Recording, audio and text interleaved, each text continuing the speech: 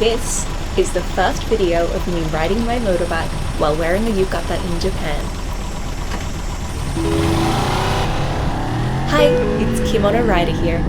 I just put an Insta360 X4 and I'm super excited to try it out.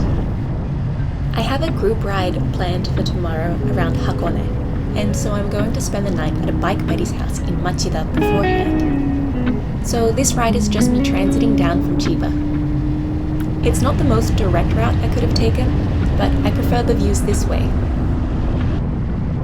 If you want to watch the full vlog, it's up now on YouTube. Otherwise, please enjoy the view.